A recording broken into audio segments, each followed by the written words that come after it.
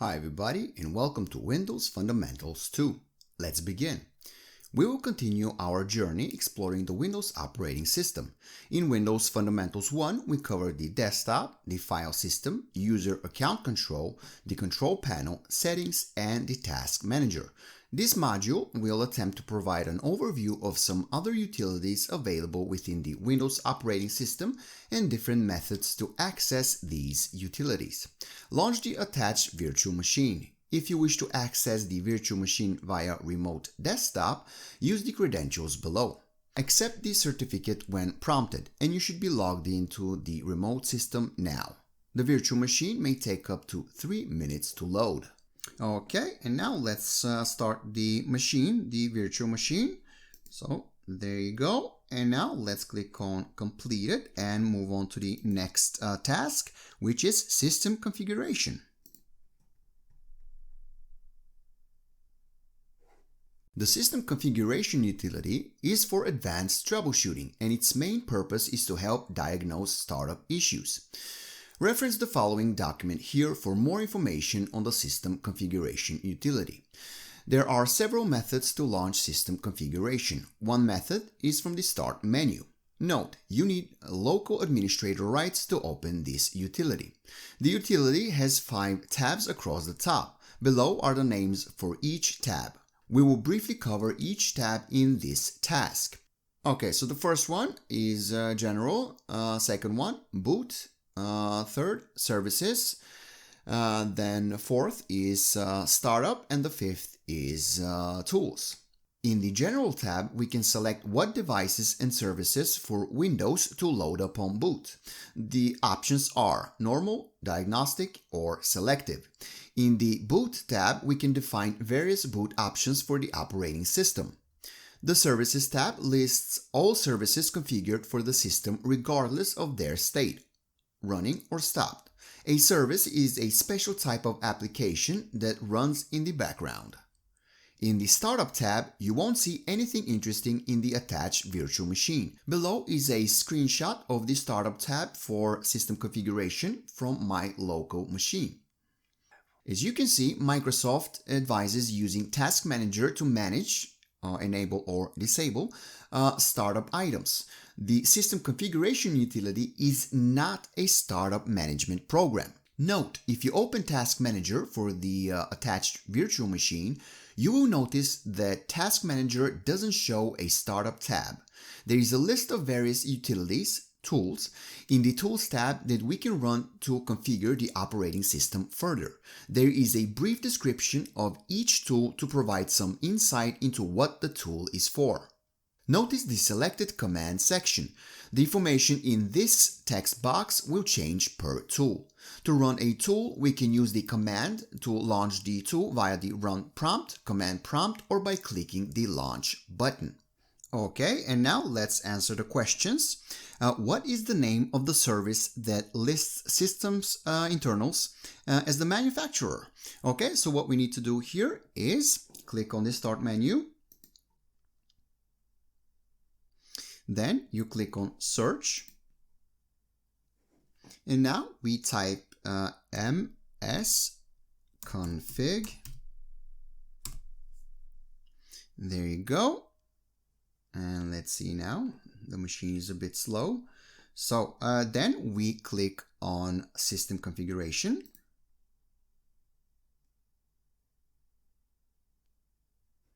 And then we click on Services tab, on the Services tab, and then we scroll down and find systems internals in the manufacturer column, and we'll find the name of the service. So let's see.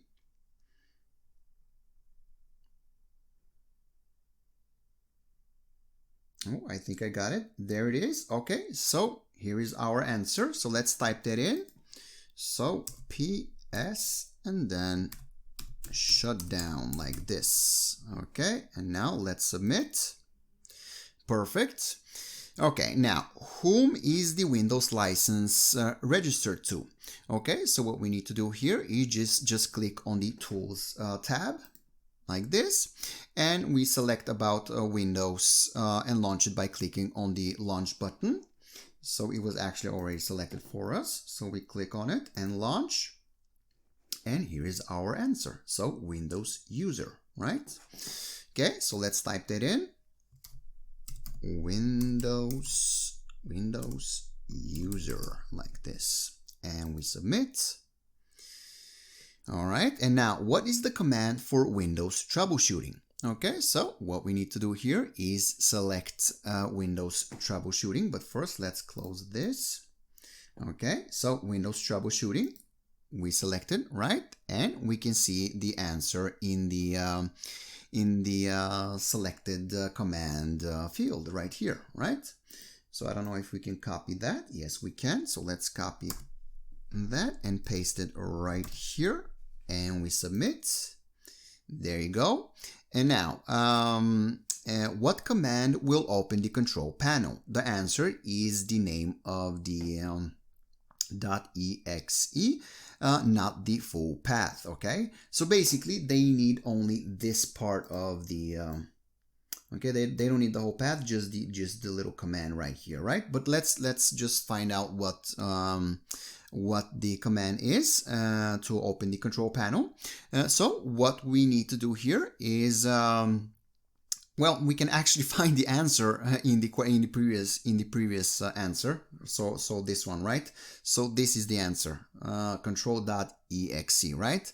But let's see if we are correct by running the command, okay, before we actually answer the question. So let's do that, okay? So we can run the command with the help of the command prompt or the run dialog box, okay? So now let's run the command with the command prompt first, okay? So if we scroll down, let me just close this. There you go. So if we scroll down to the bottom, we can select command prompt and click on the launch button. Okay, so there it is. And we click on launch. And now what we need to do here is just type control.exe like this, and we press enter. And there you go. We were able to open the control panel. Now let's run the command with the run dialog box. Okay, so let's close this one. And let's close the command prompt. Let's see, it's a bit slow. The virtual machine is a bit slow, so I apologize. Okay, so we can open the run dialog box by pressing the Windows key on your keyboard plus the letter R, or by right-clicking on the Start menu and clicking on Run. There you go. And now let's type control.exe and we click on press on OK, and once again we were able to open the control panel. So perfect. So yes, we have now confirmed that control.exe is the command, is the right command, you know, to be able to open the control panel. Okay, so let's type that in. So control.exe like this, and we submit. And now we can move on to the next task, which is change UAC settings. We're continuing with tools that are available through the System Configuration panel. User Account Control, or UAC, was covered in great detail in Windows Fundamentals 1. The UAC settings can be changed or even turned off entirely, but not recommended. You can move the slider to see how the setting will change the UAC settings and Microsoft's stance on the setting. Okay, and now let's answer the question. What is the command to open User Account Control settings? The answer is the name of the .exe file, not the full path. Okay, so what we need to do here is just scroll up to the top and select Change UAC Settings, and we can see it right here, and we can see the answer in the selected command field, right? So let's copy that and paste it right here, and we submit. Oops, my bad. Let's see, I got something wrong here, and of course we don't need the whole path. We just need this, right? So now, now we are going to get the correct. Now we have the correct answer. So let's submit once again. There you go. And now let's move on to the next task, which is computer management. We're continuing with tools that are available through the System Configuration panel. The Computer Management utility has three primary sections: System Tools, Storage, and Services and Applications. System Tools. Let's start with Task Scheduler. Per Microsoft, with Task Scheduler, we can create and manage common tasks that our computer will carry out automatically at the times we specify.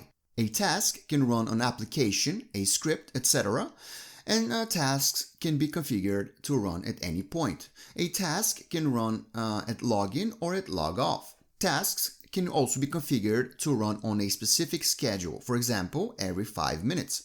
To create a basic task, click on Create Basic Task under Actions, right pane. Next is Event Viewer. Events Viewer allows us to view events that have occurred on the computer. These records of events can be seen as an audit trail that can be used to understand the activity of the computer system.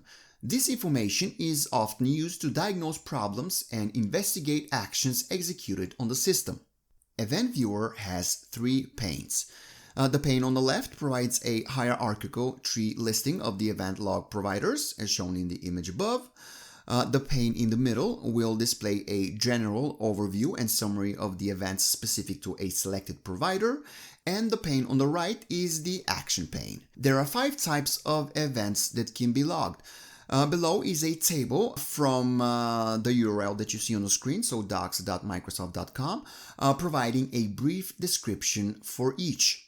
The standard logs are visible under Windows Logs. Below is a table from, again, the URL that you see on the screen, which is docs.microsoft.com, providing a brief description for each. For more information about Event Viewer and event logs, please refer to the Windows Event Log room. Shared folders is where you will see a complete list of shares and folders shared that others can connect to. In the above image, under Shares are the default share of Windows, C, and default remote administration shares created by Windows, such as admin. And they have, the $ appended to them, which basically means that these shares are hidden, okay? As with any object in Windows, you can right-click on a folder to view its properties, such as permissions, who can access the shared resource. Under Sessions, you will see a list of users who are currently connected to the shares. In this virtual machine, you won't see anybody connected to the shares. All the folders and/or files that the connected users access will list under Open Files. The Local Users and Groups section you should be familiar with from Windows Fundamentals 1. And yes, we are, because we have already finished Windows Fundamentals 1 here on my channel. But yeah, if you haven't finished it or haven't watched my walkthrough, you can go check it out. Yes, so let's continue. In Performance, you see a utility called Performance Monitor. Performance Monitor is used to view performance data either in real time or from a log file. This utility is useful for troubleshooting performance issue on a computer system, whether local or remote. Device Manager allows us to view and configure the hardware, such as disabling any hardware attached to the computer. Storage. Under Storage is Windows Server Backup and Disk Management. We'll only look at Disk Management in this room. Note, since the virtual machine is a Windows Server operating system, there are utilities available that you will typically not see in Windows 10. Disk Management is a system utility in Windows that enables you to perform advanced storage tasks. Some tasks are set up a new drive, extend a partition, shrink a partition, and assign or change a drive letter. Services and applications.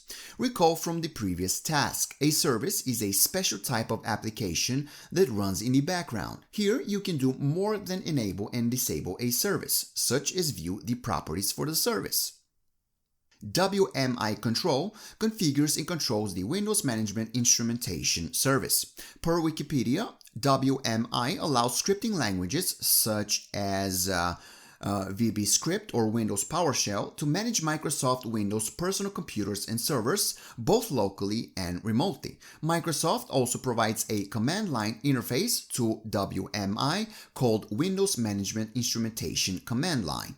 Note, the WMIC tool is deprecated in Windows 10, version 2.1H1.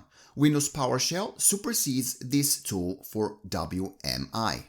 Okay, and now let's answer the questions. What is the command to open computer management? The answer is the name of the .msc file, not the full path.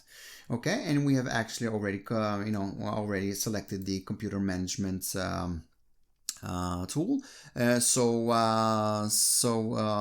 yeah, here is our answer. So we can just copy that.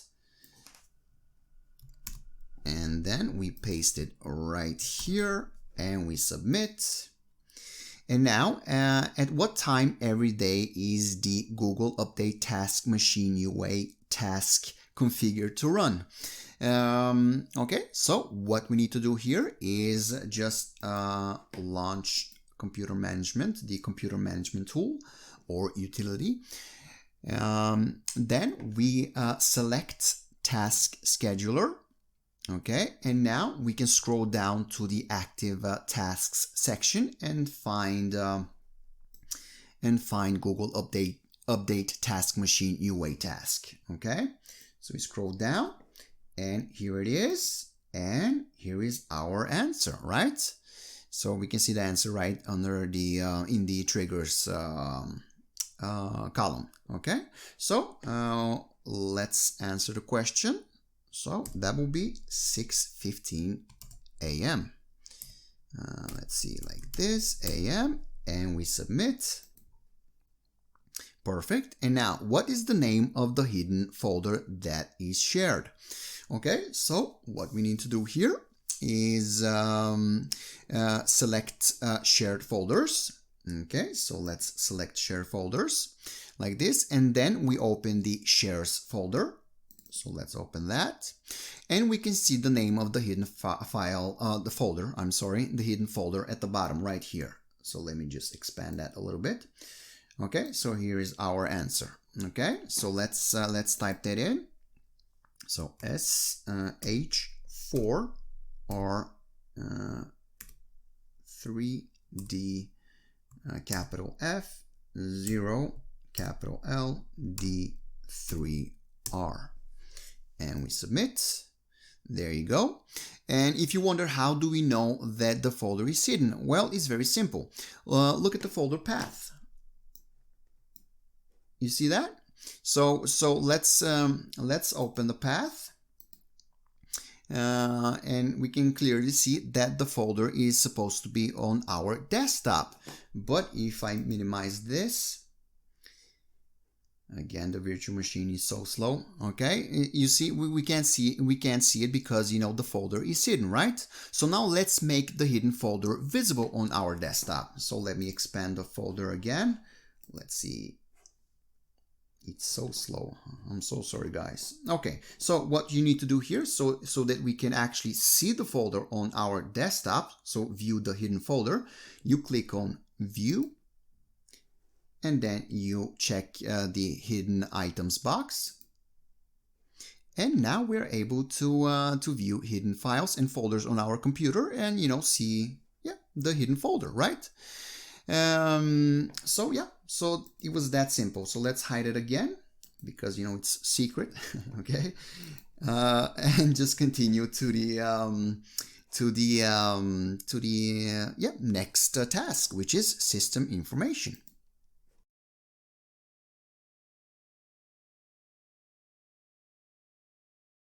We're continuing with tools that are available through the System Configuration panel.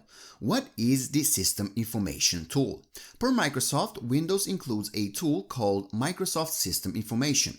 This tool gathers information about your computer and displays a comprehensive view of your hardware, system components, and software environment, which you can use to diagnose computer issues.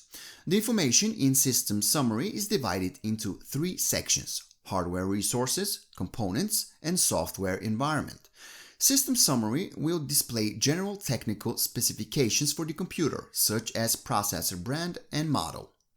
The information displayed in Hardware Resources is not for the average computer user. If you want to learn more about this section, refer to the official Microsoft page. Under Components, you can see specific information about the hardware devices installed on the computer. Some sections don't show any information, but some sections do, such as Display and Input. In the Software Environment section, you can see information about software baked into the operating system and software you have installed. Other details are visible in this section as well, such as the environment variables and network connections. Recall from Windows Fundamentals 1 room, the Windows/System32 folder task, where environment variables was briefly touched on. Per Microsoft, environment variables store information about the operating system environment. This information includes details such as the operating system path, the number of processors used by the operating system, and the location of temporary folders. The environment variables store data that is used by the operating system and other programs. For example, the Windows Directory environment variable contains the location of the Windows installation directory. Programs can query the value of this variable to determine where Windows operating system files are located. Click on Environment Variables to see the assigned values for the virtual machine. Another method to view environment variables is through the control panel, as we can see here on the screen, or through Settings. The detour is over. Let's redirect our attention back to System Information and pick up where we left off. Towards the very bottom of this utility, there is a search bar. Please give it a go. Select Components and search for IP address. Okay, let's do that. So what we need to do here is just select System Information and launch it, of course. And then we select Components. Okay. Like this, and in the search field right here we type IP address like this, and we click on Find.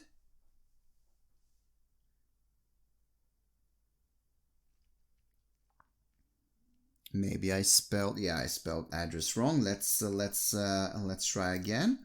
I'm sorry. So let's see, it's a bit slow. Okay, so there you go. Now it's correct. So let's press on Find. Okay, there you go, right? Okay. And now let's answer the questions. So what is the command to open System Information? The answer is the name of the .exe file, not the full path. And we have already selected System Information. So here is our answer, which we can copy. So we copy and we paste it right here and we submit. There you go. And now what is listed under system name?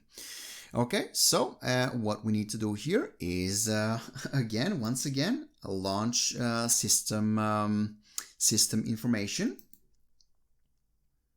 Okay, and we can see right here, let's see, right here is our answer. Okay, so I don't think I can copy that, so I'll just type it in myself. So THM -win fun2 like this, and we submit. There you go. And now under environment variables, what is the value for ComSpec? Okay, so what we need to do here is expand software environment like this.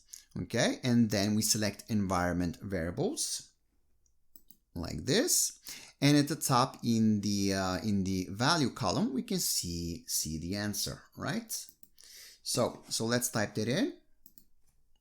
So percent system root, and then the percent symbol again, and then let's see, I need the right slash, there you go, system, system 32, and then slash cmd.exe like this, and we submit. Perfect. And now let's move on to the next task, which is resource monitor.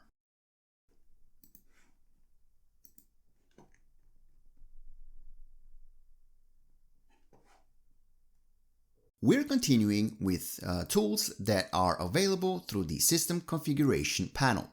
What is Resource Monitor? Per Microsoft, Resource Monitor displays per process an aggregate CPU, memory, disk, and network usage information, in addition to providing details about which processes are using individual file handles and modules. Advanced filtering allows users to isolate the data related to one or more processes, either applications or services, start, stop, pause and resume services, and close unresponsive applications from the user interface. It also includes a process analysis feature that can help identify deadlocked processes and file locking conflicts so that the user can attempt to resolve the conflict instead of closing an application and potentially losing data.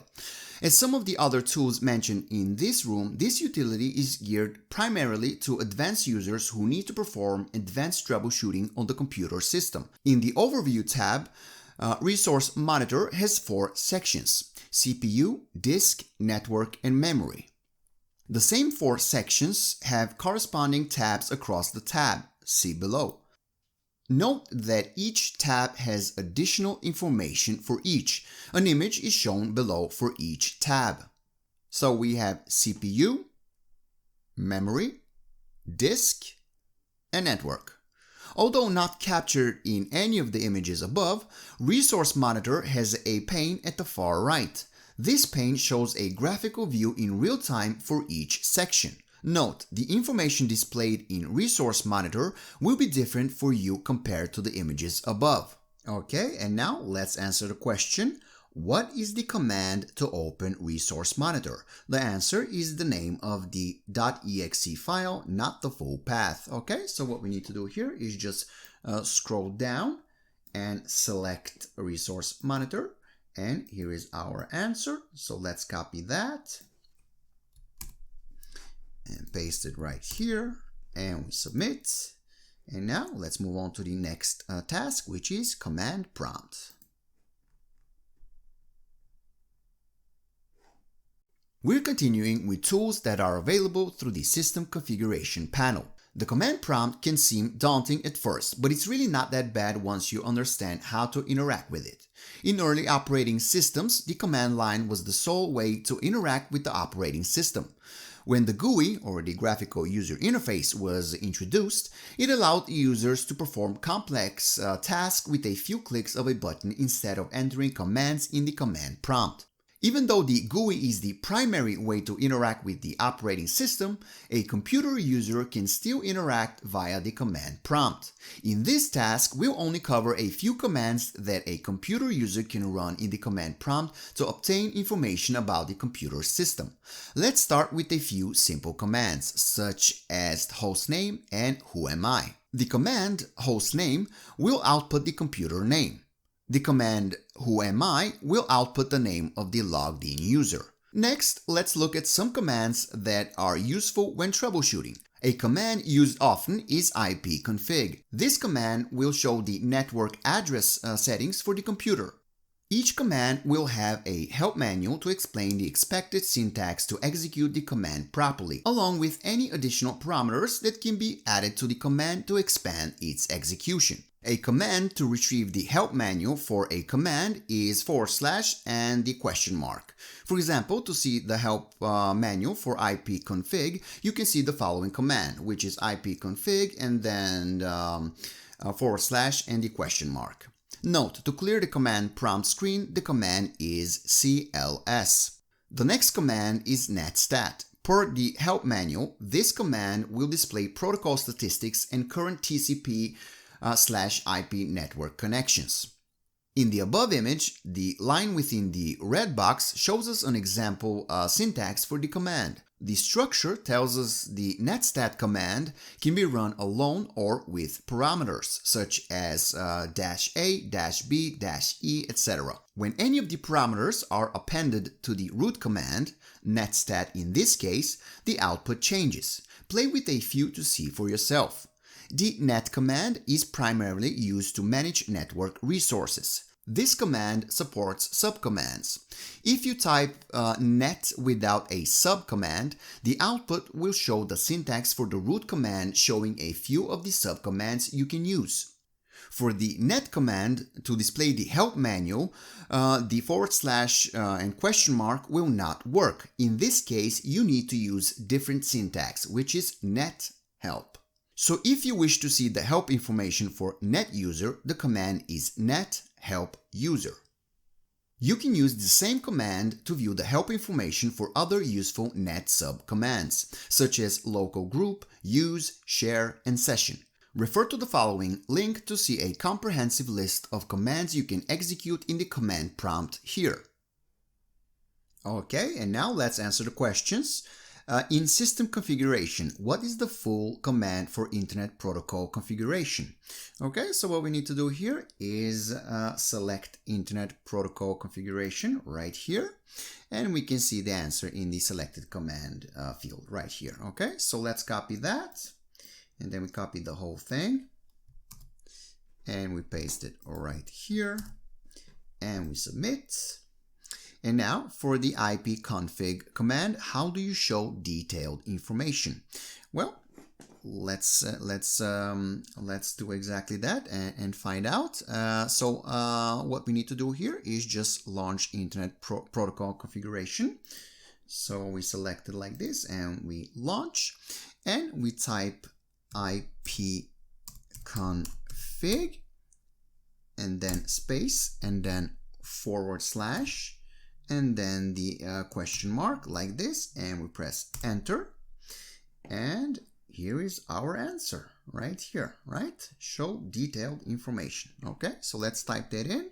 So ipconfig and then space and then / all like this, and we submit. And now let's move on to the next task, which is registry editor. We're continuing with tools that are available through the System Configuration panel. The Windows Registry, per Microsoft, is a central hierarchical database used to store information necessary to configure the system for one or more users, applications, and hardware devices. The registry contains information that Windows continually references during operation, such as profiles for each user, applications installed on the computer and the types of documents that each can create, property sheet settings for folders and application icons, what hardware exists on the system, and the ports that are being used. Warning: the registry is for advanced computer users. Making changes to the registry can affect normal computer operations. There are various ways to view or edit the registry. One way is to use the registry editor. Refer to the following Microsoft documentation here to learn more about the Windows registry. Okay, and now let's answer the question. What is the command to open the registry editor? The answer is the name of the .exe file, not the full path. Okay, so what we need to do here is just select registry editor, and here is our answer. So let's copy that and paste it right here, and we submit. And now let's move on to the next task, which is conclusion. Recall that the tasks covered in this room were some of the tools that can launch from system configuration. Throughout the room, commands and shortcuts were shared for the utilities. This means you don't have to launch system configuration to run these utilities. You can also run some of these utilities directly from the Start menu. See below where some of these utilities can be found. Some of the tools listed in system configuration that weren't mentioned in this room were either covered in Windows Fundamentals 1 or were left for you to explore on your own. Okay, so let's click on Completed. And we are done with this room. Okay, everybody, thank you so much for watching. If you enjoyed the video and found it helpful, I would really appreciate it if you give it a thumbs up. And of course, make sure to subscribe to the channel for more videos on TryHackMe. Okay, everybody, talk to you next time.